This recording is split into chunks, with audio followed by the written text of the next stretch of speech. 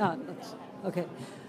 We're going to go ahead and get the next panel started. If I can bring everybody back to attention. I have personally been sitting in the chairs that you all are sitting in for the last 2 hours, and I have to tell you it's much more comfortable up here on the stage. But if I could just ask everyone to get seated for the next panel.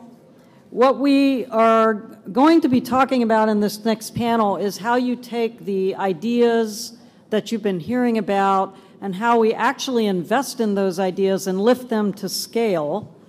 But before I do that, I have a few marching orders from the conference organizers and planners. And they are, first of all, for those of you all watching online, we do encourage that you submit questions via Twitter, which is #WhatWorks, or you can go to the registration form on the website and do it as well. And for those of you in the audience, we have cards that are in your materials. If you've run out of them because you had so many questions and one of your questions hasn't been asked yet, please ask for another card and someone will be glad to give that to you.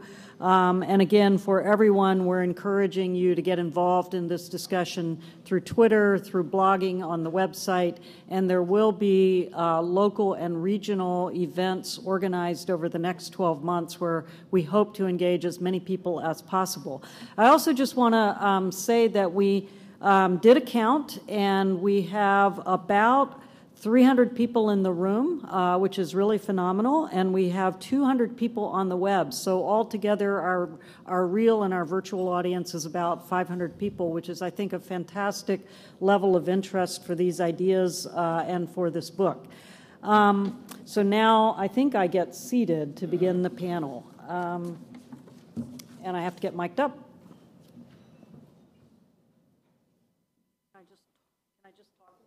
No, he won't let you do that.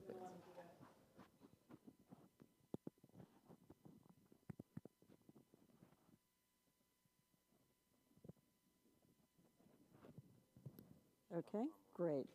Okay, great. So as I said before, what our challenge is in this panel is to turn to people that are part of the private sector, people that are part of philanthropy, to help us understand how it is that we take some of the really exciting ideas and models that we heard about in the previous panel. What can we do to lift these things to scale? How can we really put some vibrancy into the ideas? You know, I continue to be so moved by what you saw in the booth video. And again, many thanks to the Robert Wood Johnson Foundation for jumping right onto that and lifting it up so that so many people can see that. But how do we do 1,000 booth centers? How do we do 1,000 purpose-built communities, 1,000 neighborhood centers, and how do we spread the kind of inspiration that you hear from John Robert and the connection between mobility and transportation all over the United States in a way that allows everyone to feel like they are part of the answer and part of contributing to what our future is going to be. To get us going on that, Ben, I'm gonna start with you and put you on the spot. As an investor, but also a doer and a thinker, because you hold many roles, Ben Hecht. And actually, let me pause. I should introduce our panelists. We have Elaine Arkin with the Robert Wood Johnson Foundation, Ben Hecht, who runs Living Cities, and Andy Ditton, who is a longtime friend and colleague with Citigroup. But putting you on the spot, Ben, how do you see investors and institutions working to scale up these kinds of opportunities? Sure. I think there's 3 or 4 things that really need to be the focus. One of them is you need to support them. And so that means Angela is best not spending 50% of her time fundraising, right? Wouldn't it be great if Angela could spend 50% of her time thinking and doing? You know, so supporting leaders like Angela and the mayors who you just heard are really critical to be able to do. as well as their institutions. Because I think one of the things that we have to ensure is that it's actually not about Angela or Mayor Franklin, it's about an institution that's going to be there and survive them. And so it's supporting them. And I think the third type of support that we didn't really talk about a little today, but the last panel came across, is I think we also have to support the public sector to be able to be a really capable partner in this work. And I think oftentimes we sort of ignored that. We said, well, let's nonprofit our way around the problem. And in fact, you can see the difference with the mayors that were here and what's happened in their own cities, that if we can get and help the public sector to be able to be partners with these types of organizations, we're going to be a whole lot more successful in what we're trying to achieve. And then I think the two other things, and I'll stop. I think the second thing is that you talked about the quarterback in an earlier panel, or all these other analogies. We have our own name for it, and we call it civic infrastructure. And it actually moves beyond the community, because we believe that many of the essential systems that used to provide a more shared prosperity in our nation are broken.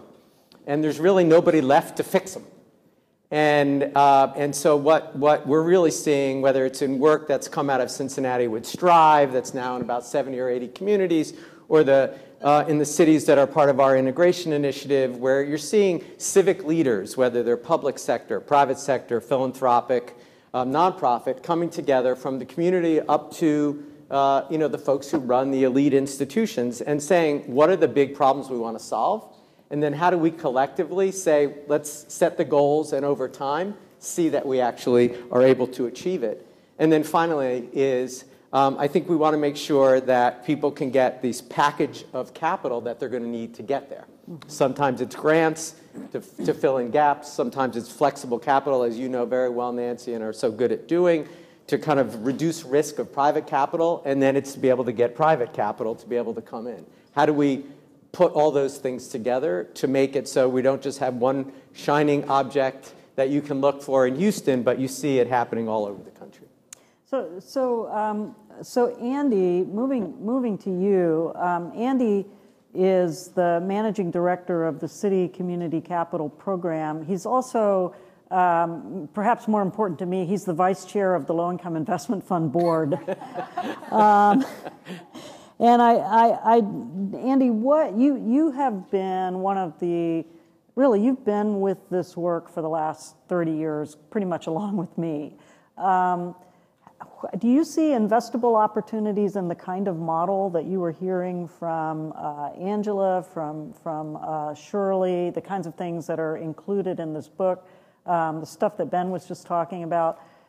Do you see an opportunity for private capital to be involved in a way that really becomes part of the engine that moves us forward? Absolutely, and more so than ever. I think that there are, let me talk about two different things. And I'm not going to talk about risk mitigation, because that's what Ben does. And obviously, if you talk to banks, most banks say, well, we would do more if we could just figure out how to lower our risk. So I don't want to talk about that. The reality for us is that, and we're no different than I think any of the big banks, is that we have 160 some people in the community capital business that I co-head. And only about 60 of those actually face customers. The rest are risk mitigators or asset managers or back office in one way or another. And those 60 folks are spread all over the country. So just simply from a physical interaction perspective, it's incredibly important for us if we're going to scale up what we do. And we put something north of $4 billion a year on the street, lending and investing. To do more than that requires intermediaries at the local level, whether they're the kind of cross-silo groups that we just heard about, or they're kind of more traditional CDFIs or CDCs or organizations that are designed to kind of move particular products, particular loan or investment products to customers. We have to find alternatives than our own staff.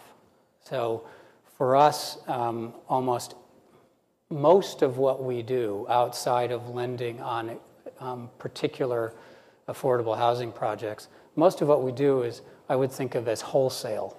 We wholesale money to intermediaries of one sort or another. And the number of capable intermediaries, from my perspective, has grown dramatically over the last couple of decades, and certainly over the last 5 years. To some degree, because some of the banks had pulled back during the last 5 years, so the intermediaries, and particularly CDFIs, expanded dramatically during that period. So it's really important for us to be able to find high-quality, capable partners at the local level who are ambitious. And I'll underscore that over and over in the next hour. I don't like to say to someone who comes to me with or one of our team with a request for a $5 million loan or a $5 million investment, how about making it 50? That doesn't work very well. I'd much prefer to have someone say, I'd like to do 100, and I say, how about 50? It's really important from our perspective that we and our potential customer are kind of in sync in terms of what they're trying to accomplish and what we're trying to accomplish, which is to put a lot of money on the street in a given year with very few people. So that's a really important factor for us as we look, kind of across the country. The second thing is, and this is going to be, I don't want to get into bankerese, and if I do, someone shoot a flare-up. But there is a major distinction nowadays under the new capital regulatory rules between lending and investing. Used to be there wasn't much of a distinction, but now there is. And it's much easier for us to invest monies in a flexible manner, with no repayment expected in the first few years and with longer terms. By that I mean more than 5 years, with longer terms and at more reasonable pricing than it is for us to lend money. Because when you lend money, you have to hold capital against it, and that capital is determined by the risk rating on it. And for most of what we do, the risk ratings are such that under the new Basel III Accords, we have to hold almost 50% more capital than we would if we did the exact same thing as an investment. Because under the new capital accord, what are known as Part 24 investments, CRA-eligible investments, receive just 100% capital cost, so 9 or 10% of the amount you invest. Lending is much higher. That drives the price up, and it makes it much less flexible, and it makes it much shorter because 5 years is the magic cutoff for Basel III. Longer than 5 years, risk ratings go up, capital cost goes up. 5 years or less, the opposite happens. So it's really important that when we're looking at deals, we try to figure out ways to inject our capital nowadays in ways that are the least problematic from a Basel III perspective, meaning we hold the lowest amount of capital against them. So I'm taking really avid notes. So we need to come in with a $100 million request, and it needs to be for equity. I'm all there, Andy. That's great. Only if you only want 50. So say it, and I hope everybody in the room is taking notes, because someone approached me this morning and said, I really understood your conversation, but when you started getting into all this numbers about dollars and capital, it kind of went over my head, and it would be sort of like you got plunked down in a detailed conversation about affordable care organizations. So I'm trying to translate this in such a way that it's digestible for others. So come in with big money that is highly flexible in terms of requests. So say a little bit about what gets in the way, but where do you see the barriers? When Shirley or Angela or John Robert walks in the door and says, we've got a need for, we can see $500 million of projects that we were going to be working on over the next few years. Will you be our partner? What's a barrier that prevents you from saying yes to them right away? Either Ben or Andy I think on this one. one of the important questions is, well, who else is involved? And explain the overall ecosystem of who's going to be a part of that big solution. And you know, so that's one of them. The other part, though, and I think Andy's point and comments really make it clear, is that he's not talking about startup organizations that are going to come in for $100 million. And so I do believe that, you know, sort of the love of the startup, the love of the new idea does not play in the hand of long-term change. And there are a lot of institutions who have been around, who've been successful. And the question is, are they happy with what they've done to date, or do they actually want to evolve to take on the larger challenges that are laid out in the book? And I think the real question is, will you go to me or Andy, really, who has much more money, and be able to say, you know, this is what we're building upon. This is who we are. This is our leadership. This is our balance sheet. But more importantly, this is the ecosystem of organizations, public and private, that are working towards get to a population level change, not just another project that will help another 5 people, but something that's going to really be potentially transformational. Andy? Let me, this is going to come from a very specific perspective, but CRA. It's probably the biggest barrier we deal with, and that severely limits what we do in any particular location. And explain for people that might not know what CRA is. Hopefully everyone here knows what CRA explicitly is, Community Reinvestment Act. But the problem with how the Act is currently configured and how the regulators interpret it is that we end up having very specific goals in every place we have a retail bank branch. In places where we don't have retail bank branches, we have no goals and we don't get any credit for doing anything. So to start with, and particularly for Citi, we have only 63 MSAs in the United States where we actually can do things, lend or invest money, and get CRA credit for it. So that's highly limiting, just geographically.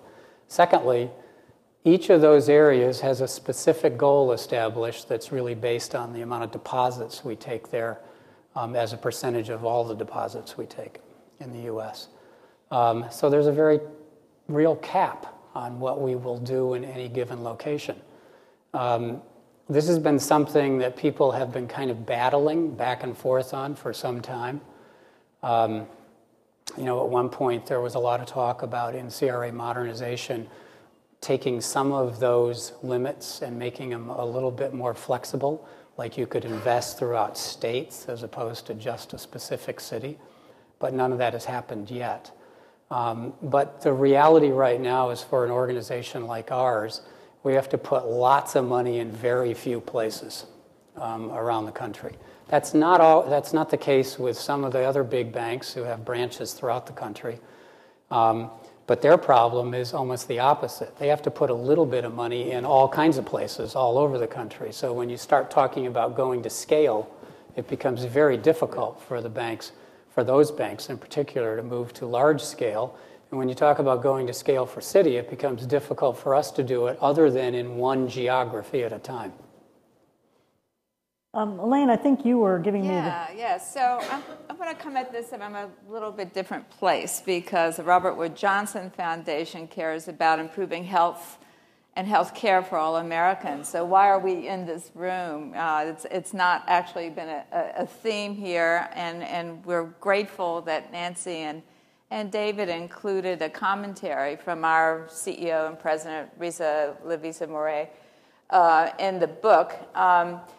But I want to talk about going to scale for what are some of the other things that are required. And a major theme in the book is pulling it all together.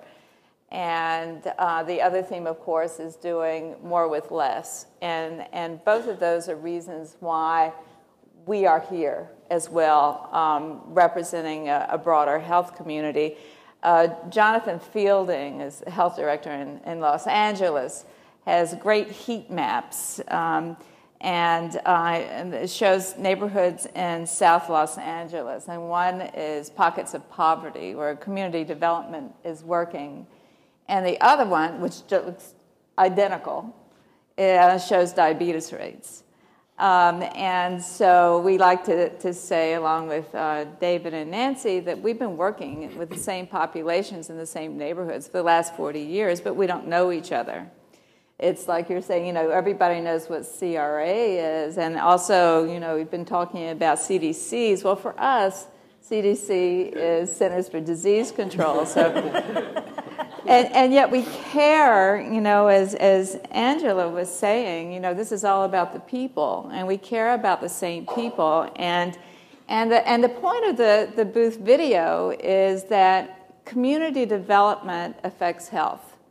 It doesn't matter whether that's your intention or not. It's either going to make it better or make it worse, depending upon whether you put in the transit stops in the poor neighborhoods or not. So we might as well make it intentional.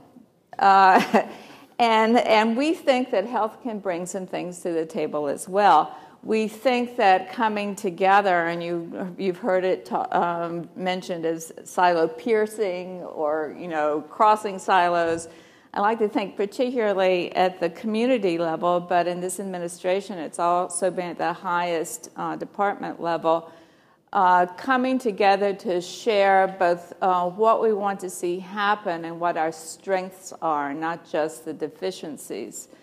So from a health point of view, one of the things that is very important to us in our work, not only at the foundation but in public health, is evidence-based approaches and metrics.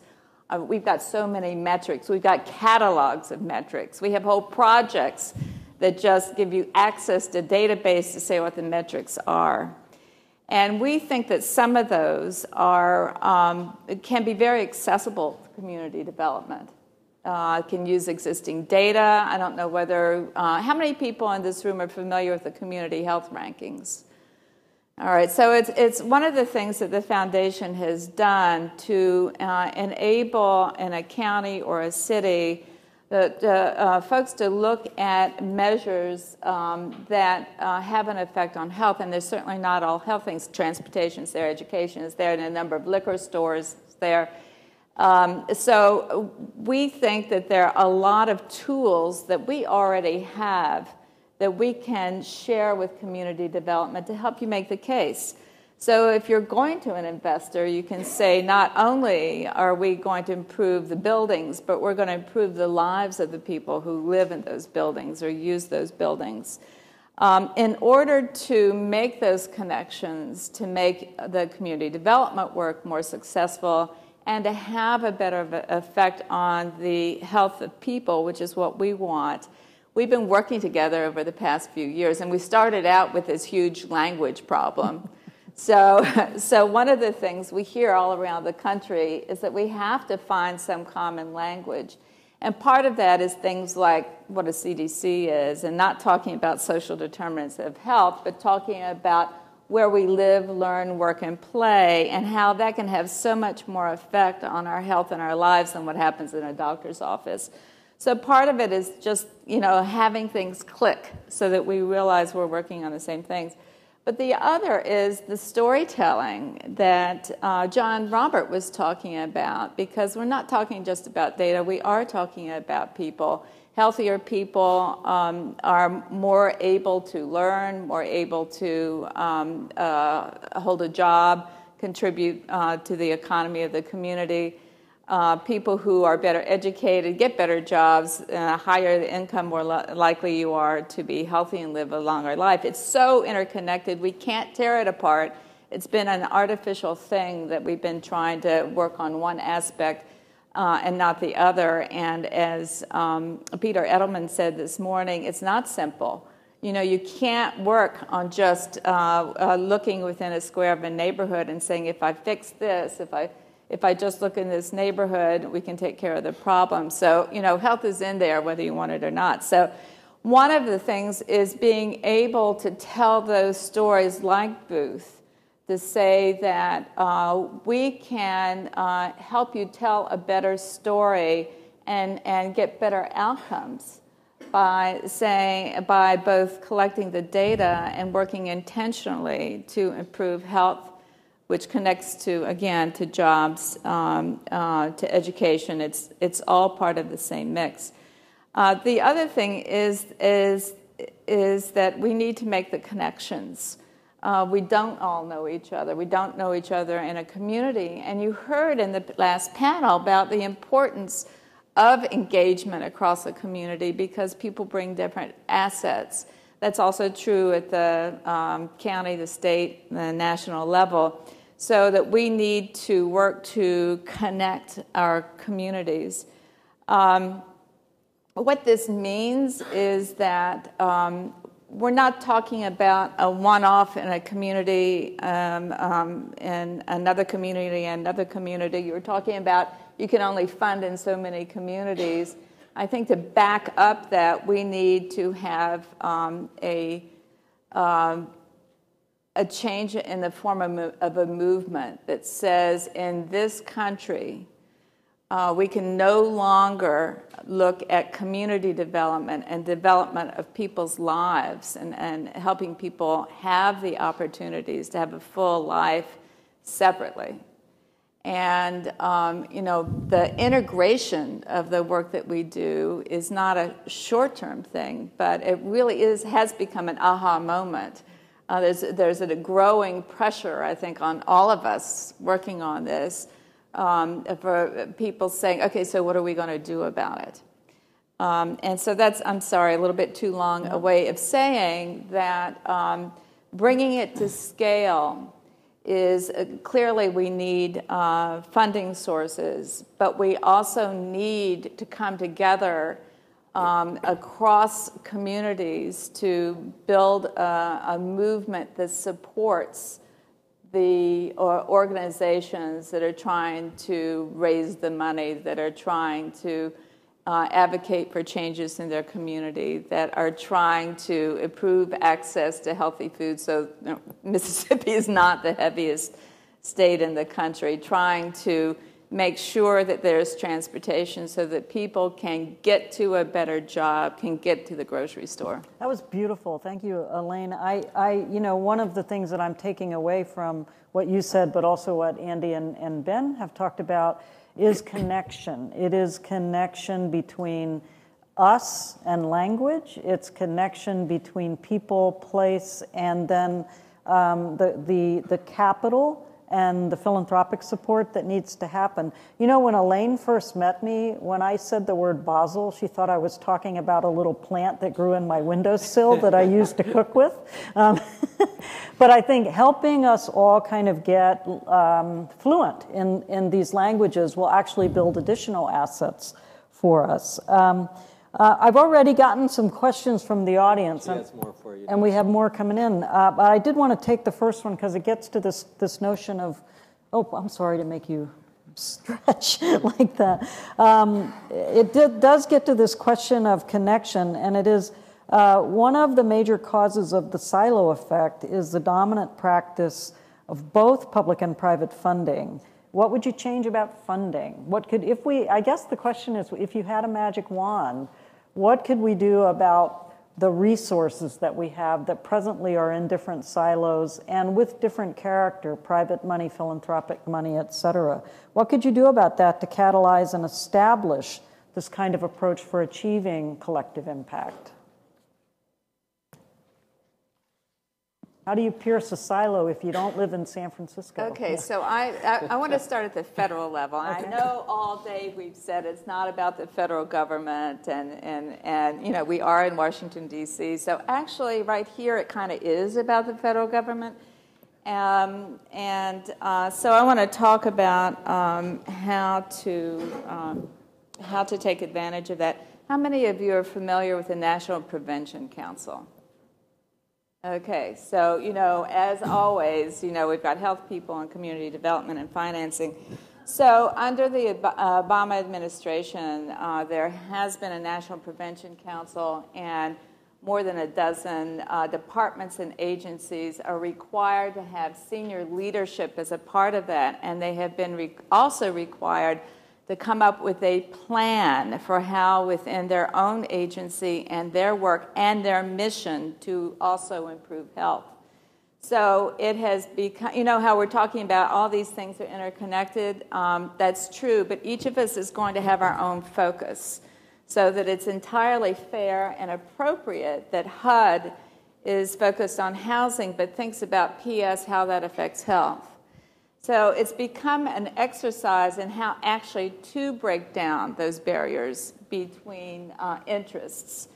And what does that have to do with funding flow? It means that, for example, with the program Communities Putting Prevention to Work, CPPW, I think that's Communities Putting Prevention to Work, there's money going into health departments, but health departments are putting some of that money into school buildings, buying equipment so that there can be healthy food prepared again, the way schools used to cook their own food. They're putting it into transit because they know that people need to have access to public transit. So we have we're experiencing a time when the heads of federal departments are talking to each other and also connecting at the state and local level and mingling funds. So we're modeling how to do that at a federal level, and in this case the focus is health, but it doesn't have to be health. It's got to be something. But in this case it's health. We're modeling how to do that also in the community level with a lot of the sustainable communities, a lot of the money that's gone in at the community level. So we see how we can enrich that funding flow and use, both at the highest level and at the local level.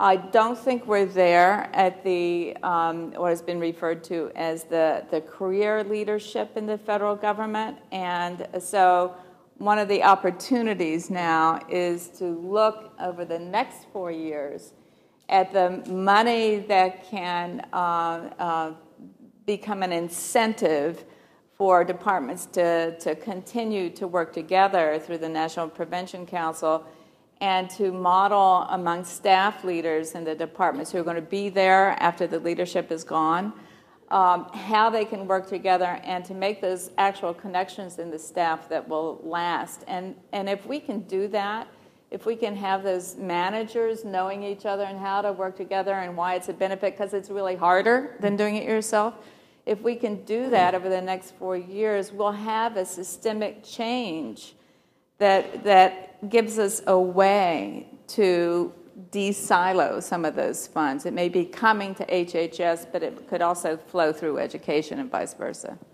Ben? Nancy, I want to take a little bit of a different tack, which is, I think, it was something that I think Sarah Wartell said yesterday about trying to get $1.20 worth of value out of, out of 80 cents. And I think one of the real challenges is not where's the new money coming from, but how do we actually have the political will, and provide the leadership to actually redirect the existing billions of dollars that are really poorly spent, meaning they're not getting the results we want, not waste, fraud, and abuse. I'm talking about actually the money going to the programs right now that don't get the results we want. And that means you have to overcome all the institutions that currently are getting those resources. But that's why we're really encouraged by some of these approaches that are happening around the country. And I'll just focus on the Cincinnati Strive model where Strive came out of.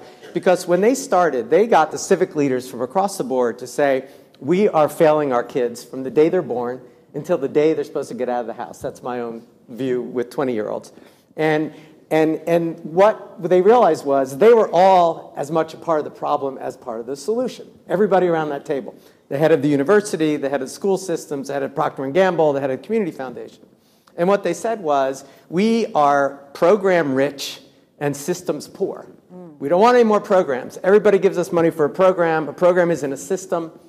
And when they started this, all these foundations said, we want to give them money for my program. They said, no, we want to take the billions we already have that come in every year that don't get the results. And so I think it's really critical. And this is where the breakdown, and Peter Edelman, I think, spoke of it really well. It's like you're not going to be in that conversation about redirecting those funds if you're simply looking just within the four walls of the boundaries of your neighborhood. You've got to do both. And if you work only to get it right in your community, you're going to be out of the conversation. That is where the billions of dollars locally are going to come from. And that is really, really critical. You've got to be able to play. You got to be bilingual. And, just building on that, I have heard Angela Blanchard say, could somebody please just fund us for achieving the things that we are trying to do, not just for doing those things, but actually achieving the outcomes that we want to have. And I think that's the spirit of what you're saying, Ben.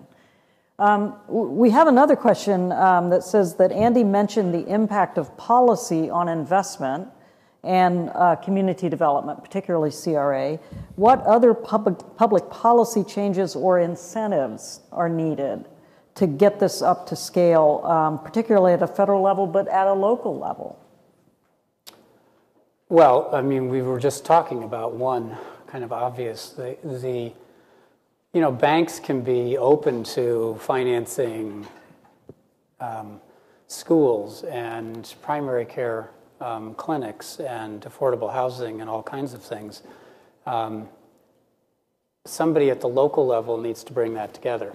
We don't, from a banking institution perspective, bring that together. As far as I know, outside of the kind of certain very limited programs at HUD and HHS, there isn't any policy initiative pushing to bring these things together. There's no effort made to integrate healthcare delivery, despite the new millions of people who will now have access and can pay for primary care and preventive care. There's no, buried inside the Affordable Health Care Act is some money available that can be unlocked apparently, although it's a little hard to build primary care clinics. I don't think there's anything that is linking where those clinics get built with affordable housing being constructed, with charter school or educational facilities being constructed, with things like you've talked about in the last couple of days, linking any of that to transit-oriented development. Mm-hmm. I mean, putting a healthcare clinic out in Nowhereville in an old industrial zoned community or neighborhood isn't very helpful. But when we look at what we're funding at the moment, unfortunately, a lot of the particularly charter schools, but also clinics, are being located in areas where somehow people have to get to it, and it's not by walking, because there isn't available space and land necessarily where folks live in central cities, at least. So there is no, as far as I know, strategy beyond kind of the local kind of regional planning commissions and so forth in most major metropolitan areas. There is no strategy to attempt to kind of integrate the different legs of a community development plan, and there certainly isn't at the federal level. Mm-hmm. So I'm going to try to be positive, take a positive spin on what Andy just said, because I think there really is some I think I was going to say about the no, because I think one of the more exciting or encouraging things that has happened over the last 4 years has been HUD and transportation, USDA, EPA working together along the sustainable communities, the concept of sustainable communities. And the idea there really is to try to say, actually, where they get back to what Alan was saying in the first panel, that it's not just about a place, it's about a regional economy. And if you're going to say we want to improve certain places and make them vibrant, but we also want to improve the economic livelihood of the people, it's going to take very different ways of working together. That's not just about transit, but it's about what are the opportunities that transit is going to allow, and what's the intentionality that's going to go into that process. And what's interesting, and we talked about this a little bit yesterday, but those agencies are working together in an unprecedented way for the first time. But a lot of it is really driven by the personality of the leadership in each of those agencies. But it really is a promising change. It doesn't necessarily change the way Congress appropriates dollars, which is a different challenge to silos. But there is a huge amount of administrative regulatory flexibility, and sometimes just getting people who know each other and trust each other to say, yeah, that all seems fine, that's not actually needing a waiver or the like, goes a long way. And so I think there really are some encouraging institutionalization of that kind of working. Well, so that, in a way, Ben, what you're saying is there's clearly leadership at the federal level, there's leadership within the agencies, there's leadership within the staff that are working below the secretary level and at the on the regular staff level to try to begin creating connection between these agencies. But we have one question from our audience that says, do you have experience on this notion of the quarterback or this idea of connectedness down at the community level? Do you have experience in getting the players, community groups, to use shared measures, to come together around goals and measures that help coordinate and deliver resources effectively, especially when there is no natural champion that's going to die in the ditch, as John Roberts said? Ben? I think this is a perfect one, actually, for Ben. I love that to set up. One of my staff probably sent that in. Yeah. But that's fabulous. No, I mean, that really is the backbone of these approaches, both in these integration initiative communities that you could look up at www.livingcities.org, and but also in this work with Strive. So let me just take a minute and talk about it, because the whole idea is that you're getting these very different institutions, people, partners from local and from community and city and even regional level to come together, not around a place, but around a result. Mm-hmm. And ultimately, when you have a focus on the result, the disparity in the result tends to be in those places that we care about. So you can't avoid place, you don't want to avoid place, but it takes out the whole conversation locally about, well, we've invested in that part of town for too long, we're done. And it actually goes more to, no, we want to see that every child in this region, has this education or these opportunities. And so the model there is that you get the leadership from all those people, from all those institutions together, number one. Number two, they actually agree on what metrics they want to see the world change, how they want to see the world change. Number three, they actually get the data to say, where are we now? And then they set goals for where do we want to go.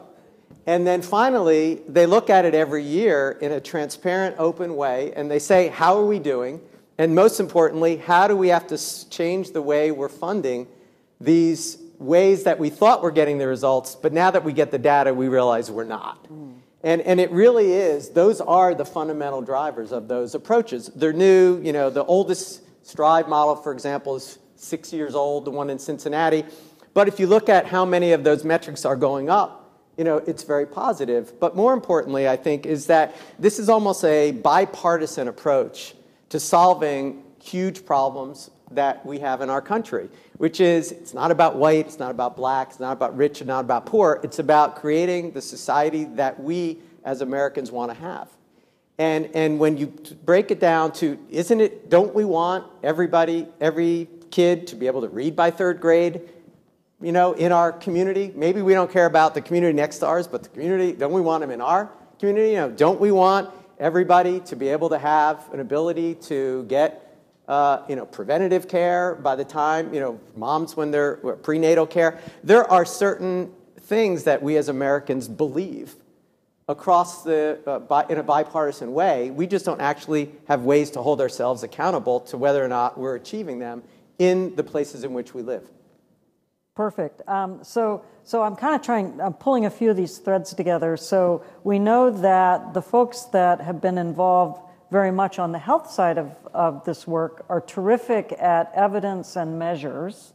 We know that frequently capital markets move because of evidence and measures, and we hear, I think, from Ben, really a hunger for focusing on results, not just producing widgets. And it seems to me that somehow sort of linking these things together without turning ourselves into complete data wonks will create an opportunity for forward motion and doing better, doing the same things that we do now better, and maybe even meet Sarah Wartel's challenge on the first panel of getting 120 cents for the 80 cents that you put in. We have just a couple of minutes left in this panel. I do want to remind you, especially those of you online, to tweet if you have questions at #WhatWorks. I'm getting tired of saying that. I feel like President Obama. But there is a question that came from someone online that said, how can those of us who have expertise in crunching those numbers be supportive of those who are telling the stories? Who wants to take that? I think it might be Elaine. Well, it's a great question because the story has two parts. You know, the storytelling's no good unless you can say, and this is why it works. And the numbers don't work so well without the story. You know, it's the individual engagement. So at the foundation, one of the things that's very important for us is policy research. And I have seen so many, you know, policy books this big that are charts and charts and charts and charts, and there's no one who can take the time to digest that, unlike the book. It's the data crunchers, I think that's what the person called themselves. There needs to be a dialogue between the person who is advocating for a program, policy, or funding stream and the data crunchers to say, what is, you know, this is the evidence that I need, and what do the numbers tell you? And so often there's not that conversation because the data folks figure out what data they collect rather than starting with what that need is. What is the story that needs to be told? What is the evidence that needs to be collected to support a position? And the same thing happens on the policy advocacy side, that we don't really engage the data crunchers in a way that you say, this is what we need to know, so that they can say, oh, well, we can just run that for you in a different way. Why didn't you tell me?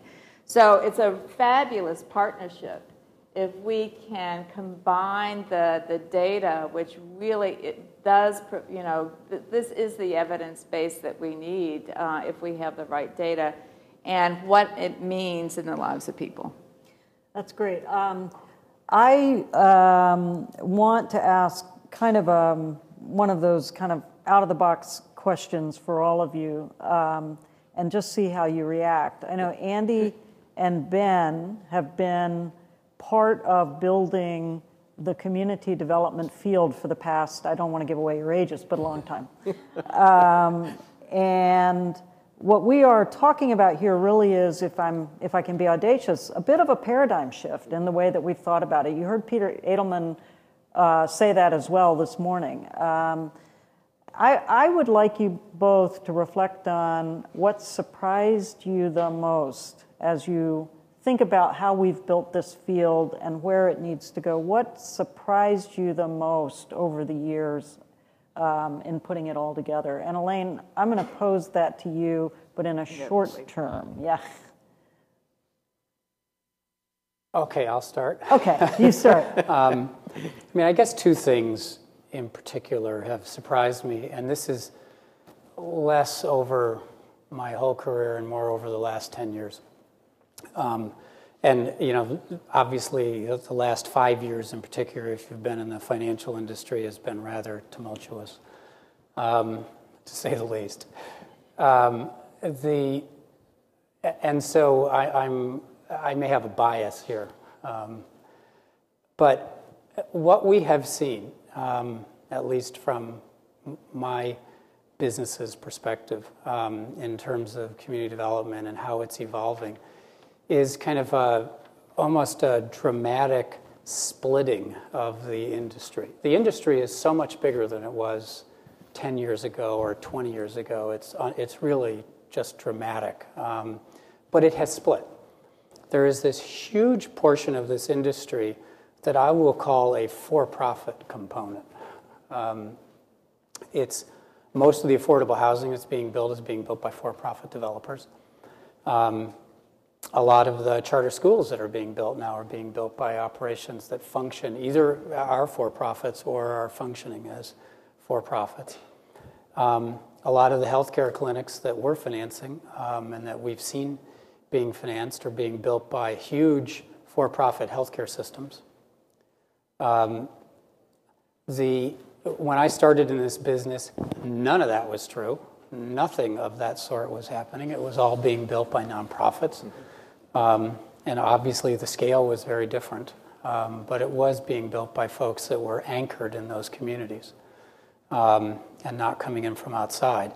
So there's this whole component to the industry, which is by far the biggest piece of this industry that to me has kind of the characteristics of a for-profit industry, and that we can underwrite and finance just like a for-profit industry, and we do, and is where we're getting most of our scale from. Mm-hmm.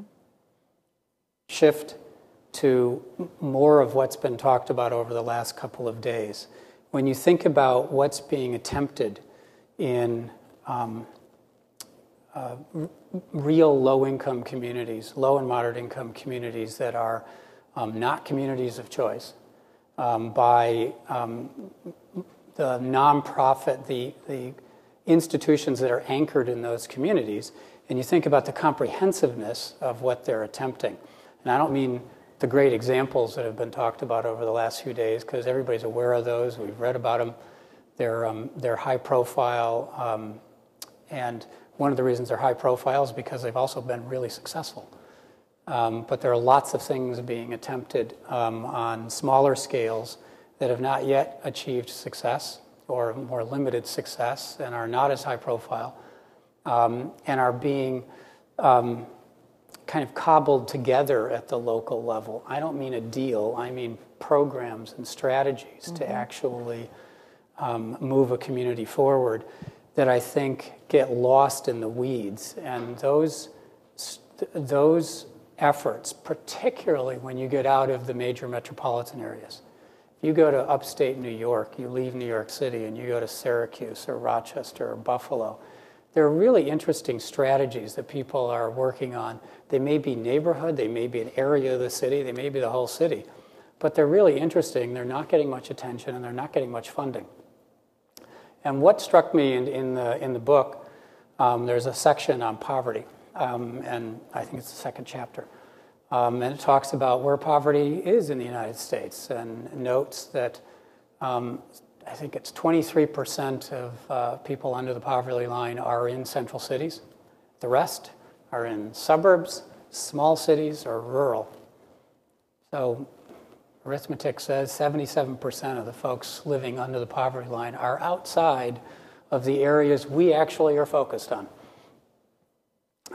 And that to me is something that really that has to change. And we have to be obviously part of the change of that. And that's one of the reasons I'm so passionate about trying to get CRA refocused away from only allowing us to work in central cities, basically. Good point. Ben, what surprised you? Two things. So the first one is the sheer success of, I think I talked about this in my piece in the book, the sheer success. And you can beat yourself up. I think we're somewhat beating ourselves up in these couple of days. But I think the reality is when you talk to people in different sectors, they will say the most successful nonprofit sector in the country is the community development sector. Who else has gotten a federal tax credit to do your work? Maybe two of them, right? And so I think that the sheer success, and that wasn't happenstance, right? That was leaders. Those were institutions that year in and year out, had presence here. It was helping states to be able to use the credits. It was building the local capacity. That, I think, the scale of that and the impact of that, I think, is extraordinary.